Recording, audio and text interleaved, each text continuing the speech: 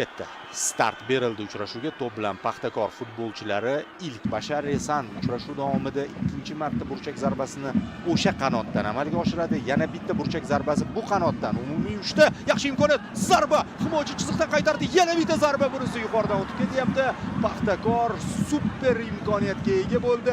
Ikkita bosh bilan zarba, bittasi aniq, bittasi noaniq. Andijonning qaysidir futbolchisi hozir qahramon deb yozilgan medalni bo'yniga taqib olishi mumkin. Mana bunday seyv uchun bilmadim darvozabon Adham ulgurarmidi, yo'qmi? Menimcha ulgurmasdi. Ha, ulgurmasdi. Seyv muallifi esa Andijonning 15-raqamdagi futbolchisi Nemanya Chalasan. Maydon markazida kurash zichlashib ketdi. Andijon ham hujum tashkil etyapti. Markazdan zarba, rikoshet va Paxtakorda ham Sanjar Quvvatov ishga kirishdi. Darvozabon aynan qo'liga ushlab oldi. Ulkan tajribaga ega bo'lgan darvozabon o'z faoliyati davomida Olimpiya terma jamoasi burchakdan to'pni o'yinga kiritib beradi. Mana o'sha uzatma va himoyachi baland sakradi. Zarba! Sal qoldi. To'p darvoza ustuni yonginasidan o'tib ketyapti. Boshqa chiroyli zarbalar ham bordir. Lekin mana bu kirib ketganda to'xtatmay havoning o'zida kelayotgan to'pni jarima maydonchasi burchagidan turib va andijonlik himoyachi ustun kelyapti. Mana bu kurashda Nasrullayev o'ng oyog'iga to'g'rilab oldi. Zarba yo'lladi. Mana bu javob zarbasi bo'ldi. Hujum tashkil etilyapti chunki Bashar Bozorov endi Akmal Mazgavoyning zarbasi uzoqdan tepinglar degan ko'rsatma bo'lgan shekilli. Hozir Paxtakor hujumga o'tyapti. Sobir Xo'jayev o'ng qanotga yetkazib berdi. Oybek Bozorov. Sobir Xo'jayev, penalti yo'q. Ravshan Abduvahidov. O'zingiz baho bering. Sobir Xo'jayev yorib kirdi. Damir Temirov. Mana bu yerda to'p Paxtakorda. Sobir Xo'jayev o'ngroqqa, Oybek Bozorov to'g'rilab zarba yo'lladi. Darvozabon Adhamovdan seyv va burchak zarbasi belgilanmoqda. Futbolchilarida savollar bor. Ammo mana bu epizod bo'yicha emas. Bu epizodda Oybek Bozorov to'g'ri darvozabon turgan zonaga tepdi. Shunda ham Adhamov qiynaldi. Bo'riyevdan pas. Oybek Bozorov, texnika, uzatma, Bashar yuqoridan. Va to'p darvoza to'riga kirib ketyapti. Bitta tekinishda Akmal Mazgavoy qanday o'zgartirdi to'p yo'nalishini ochig'i. Juda bir kutilmagan zarba bo'ldi. U turgan burchakda, ya'ni ham bosim ostida turibdi. Juda qiziq epizod mana. Takroriy lavha, qarang. Orqaga uzatma, Bashar o'zi so'ragan ekan Mazgavoy va boshga tegdimi, oyoqqa tegdimi? Mana. Hop, oyoq uchi bilan. Voy Mazgavoy. Haligi butsaning uchi bilan to'pni o'pib qo'ydi, tepmadi. O'pib qo'ydi butsasi bilan va to'p yo'nalishini o'zgartirib darvozaga qarab kirib ketyapti. Bu yerda darvozabonni ham ayblash qiyin, chunki yo'nalish keskin o'zgardi. Har xil rakursdan ko'rishingiz mumkin. Va Mazgavoydan mana bunday nishonlash. Kimga atalganini endi keyin balki jurnalist hamkasblarimiz so'rashadi. Qani qaror eshitamiz.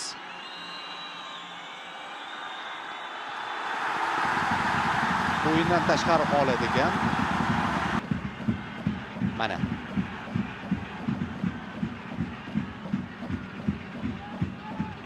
avvalroq qayd etilgan ofsayd. Yaxshi pas Sobirxo'jayevdan, chap qanotdan Paxtakor hujum tashkil etyapti. Zarba berish mumkin. Sherzod Nosrullayev ajoyib seyv ijro etyapti. Otxomov. Wow! Zarba ham zo'r edi. Sherzod ongli ravishda yuqori burchakni poylab turib chap oyog'ida tepdi. O'ziga qulay nuqtadan, qulay oyoqda, ammo darvozabon bu yerda ofsaydni tekshirib ko'rish kerak-ku, lekin mana bu seyvni bitta ko'rib qo'yadigan joyi qoyil Eldor Adhamov. Ikkinchi taym bezagiga aylangan epizod. Zarba va seyv. Reaksiya.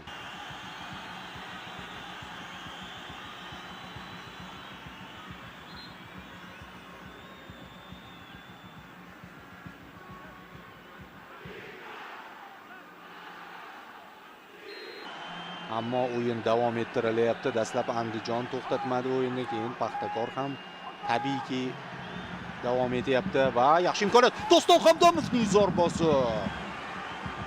Juda shiddatli hujum. Hamdamov ham yomon o'ynamadi aslida. Va mana yana bitta rakurs, yelkasiga tegib qopti-da to'p. Yana bir marta aytaman, jahon chempionatida ikkinchi sariqlar juda qat'iy qaraldi. Balki shunga amal qilgandir Abduvohidov. Paxtakor hujumda, ichkariga pas, yaxshi kombinatsiya.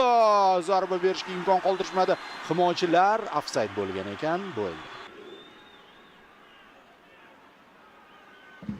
Bir emas, ikkita futbolchi ofsayd dedi bu yerda.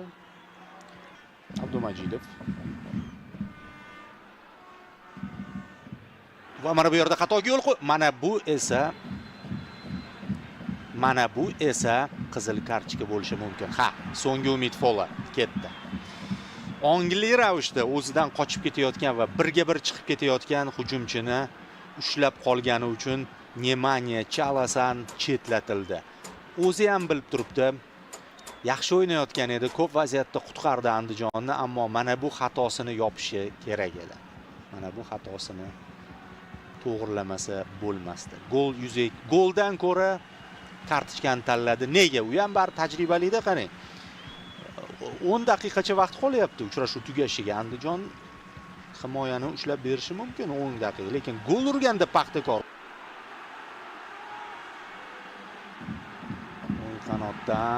o'ng qanotdan Karimov, Cheran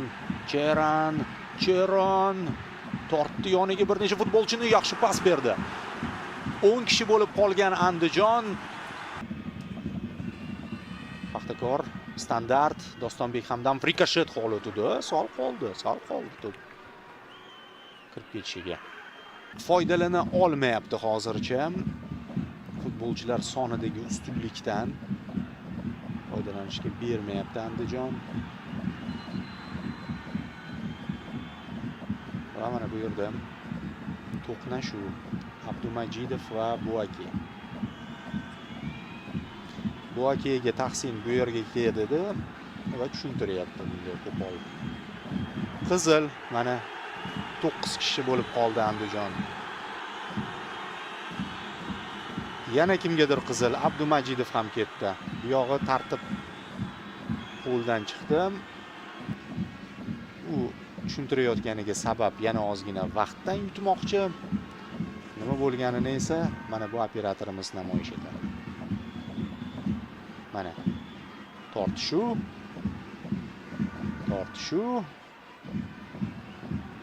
va yana tortishuv. Kalla, qo'l bo'ldi, tushunarli.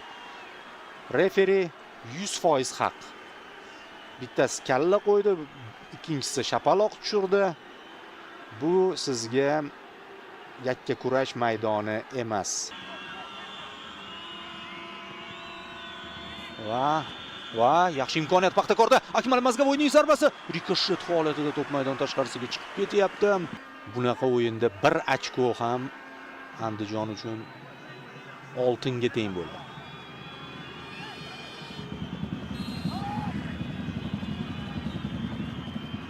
Uzatma.